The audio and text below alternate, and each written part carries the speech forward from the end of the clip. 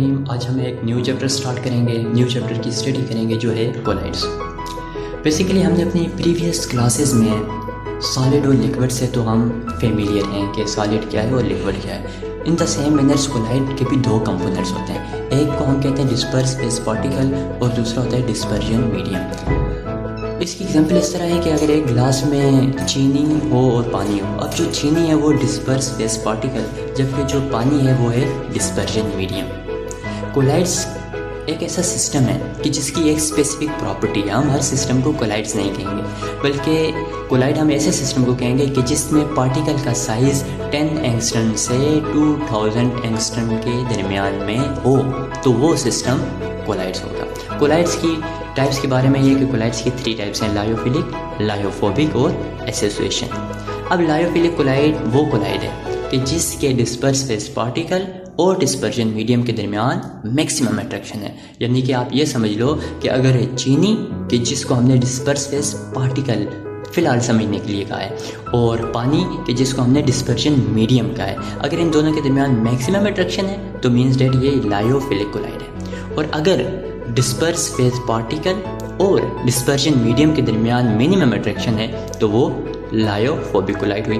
Association collide को just अभी मैं हल्का सा टच दूं तो वो ये है कि ये कोलाइड्स एग्रीगेशन से बनते हैं, यानी कि पार्टिकल इनके एग्रीगेट होते हैं और फिर ये एसोसिएशन कोलाइड बनते हैं। इसका जो ब्रीफ है वो मैं ब्रीफ डिस्कशन में भी नेक्स्ट में करता हूँ।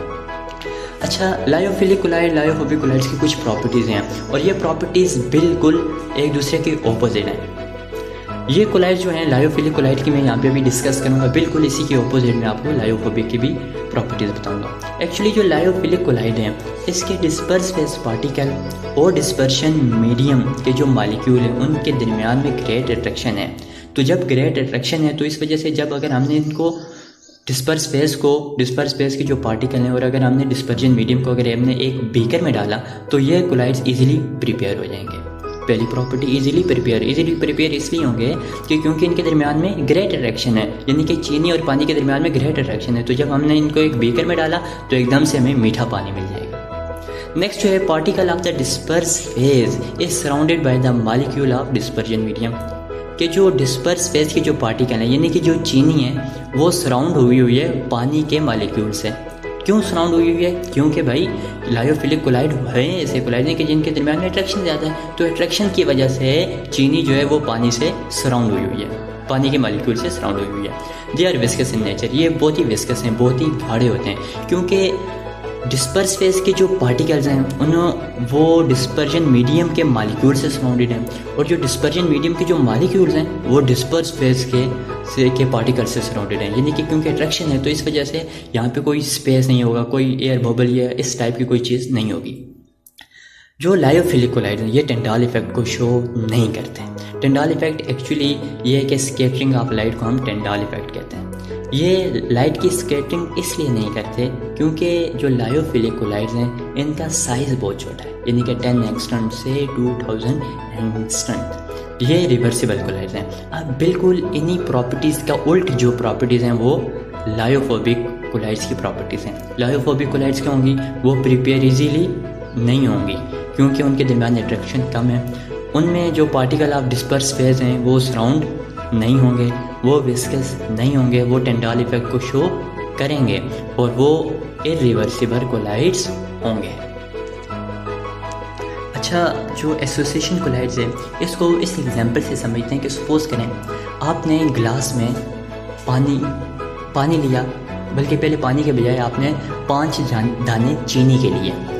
5 दाने जब आपने चीनी के लिए तो उसके ऊपर जब आपने पानी का एक कतरा डाला तो वो एग्रीगेशन शो नहीं करेंगे, यानी कि वो आपस में जमगट्ठा नहीं बनाएंगे, वो जमा नहीं होंगे। लेकिन अगर आपने उसी गिलास को आपने चीनी से आधा भर दिया और फिर जब आपने 5-6 कतरे जब आपने पानी के डाले तो फिर आप ये खुद ऑब्ज़र्व कर सकते हैं और आप करेंगे कि वो जो चीनी के पार्टिकल्स हैं वो आपस में एग्रीगेट हो जाएंगे, वो जमगट्ठा बना लेंगे। वो चीनी के कतरे, वो चीनी के दाने कि जिन पे पानी लगा होगा वो आपस में जम हो जाएंगे और उनका साइज़ चीनी के दानों से जिन पे पानी नहीं लगा उनसे बढ़ जाएगा। इसी तरह एसोसिएशन कोलाइड्स ऐसे कोलाइड्स होते हैं या ऐसे सब्सटेंस होते हैं कि जिनके मॉलिक्यूल बहुत छोटे होते हैं, लेकिन जब उनकी कंसंट्रेशन को सॉल्वेंट की प्रेजेंस में इंक्रीज़ किया जाता है तो फिर उनका साइज़ बढ़ जाता है और वो साइज़ जो है वो कोलाइडल पार्टिकल के साइज़ के बराबर आ जाता है, जो कि 10 एंगस्ट्रम से 2000 एंगस्ट्रम के दरमियान में। अच्छा, अभी हम डिस्कस करेंगे कि प्रिपरेशन ऑफ कोलाइड्स, कि कोलाइड्स को किस तरह हम प्रिपेयर कर सकते हैं। जैसा कि दो कोलाइड्स हैं, एक है लायोफिलिक और दूसरा है लायोफोबिक। लायोफिलिक तो इजीली प्रिपेयर हो जाएंगे क्योंकि इनके डिस्पर्स फेस पार्टिकल और डिस्पर्जन मीडियम के दरमियान जो अट्रैक्शन है, यानी कि चीनी और पानी के दरमियान में जो अट्रैक्शन है वो बहुत ही ज़्यादा है। हकीकत में मैं बाद में डिस्कस करता हूँ, क्योंकि इनके दरमियान में ग्रेट अट्रैक्शन है तो इस वजह से ये जल्दी प्रिपेयर हो जाते हैं। जबकि जो दूसरा है वो है लायोफोबिक कोलाइड। लायोफोबिक कोलाइड में क्योंकि अट्रैक्शन मिनिमम है तो इस वजह से हम स्पेसिफिक मेथड्स को यूज़ करते हैं। दो हम मेथड्स को यूज़ करते हैं, एक होता है डिस्पर्जन मेथड और दूसरा है कंडेंसेशन मेथड। नाम से एक्सप्रेस है कि डिस्पर्जन मेथड में कुछ चीज़ डिस्पर्स हो जाएगी, यानी कि एक बड़ी चीज़ है और वो फिर छोटी छोटी चीज़ों में छोटे छोटे पार्टिकल्स में डिस्पर्स हो जाएगी। डिस्पर्जन मीडियम में हम 3 मेथड्स को यूज़ करते हैं, एक है अल्ट्रासोनिक मेथड, दूसरा है कोलाइडल मेथड और फिर है पेप्टाइजेशन। अल्ट्रासोनिक मेथड में हम अल्ट्रासोनिक वाइब्रेशंस को यूज़ करते हैं। जब हम अल्ट्रासोनिक वाइब्रेशंस को यूज़ करते हैं तो फिर जो पार्टिकल्स हैं वो डिवाइड हो जाते हैं वो पार्टिकल्स, और फिर हमें ऐसे पार्टिकल मिल जाता है कि जिसका साइज़ 10 एंगस्ट्रम से 2000 एंगस्ट्रम के दरमियान में हो जाता है, और इसकी एग्जांपल है मर्करी कोलाइड। नेक्स्ट जो है वो है कोलाइडल मिल। कोलाइडल मिल एक इंस्ट्रूमेंट है कि जिसके 2 प्लेट्स होती हैं, एक मूव कर रही होती है जबकि जो दूसरी होती है वो रेस्ट पे होती है। वो प्लेट जब हम पार्टिकल को इस इंस्ट्रूमेंट में डालते हैं तो प्लेट की मूवमेंट की वजह से जो पार्टिकल है उसका साइज़ रिड्यूस हो जाता है और इस तरह हमें इंक या लुब्रिकेंट ये कोलाइड मिलते हैं। पेप्टाइजेशन जो है, पेप्टाइजेशन भी एक डिस्पर्जन मेथड में हम यूज़ करते हैं। पेप्टाइजेशन में बेसिकली हम इलेक्ट्रोलाइट को यूज़ करते हैं, और इलेक्ट्रोलाइट को अब यहाँ पे मैंने एग्जांपल दी है कि जब हम AgCl में इलेक्ट्रोलाइट यानी कि HCl को जब हम ऐड करेंगे तो AgCl का कोलाइड हमें मिल जाएगा। कि जो दूसरा मेथड है वो है कंडेंसेशन मेथड। कंडेंसेशन मेथड में ये है कि छोटी चीज़ें यानी कि छोटे पार्टिकल कंडेंस होके एक ऐसा पार्टिकल बनाएंगे कि जिसका साइज़ 10 एंगस्ट्रम से 2000 एंगस्ट्रम के दरमियान में होगा। इसके आगे कुछ और हम प्रोसेस यूज़ करते हैं, एक है चेंज ऑफ सॉल्वेंट, दूसरा है ऑक्सीडेशन प्रोसेस और फिर है रिडक्शन प्रोसेस।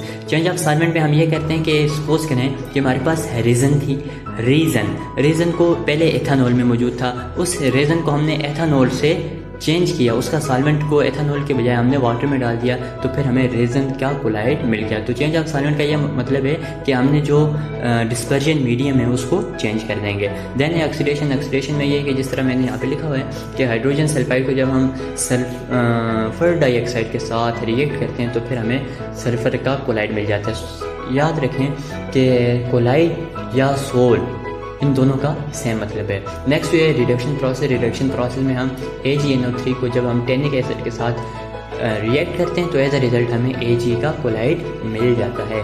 होप्स हो कि आज का लेक्चर आपको ज़रूर समझ आया होगा।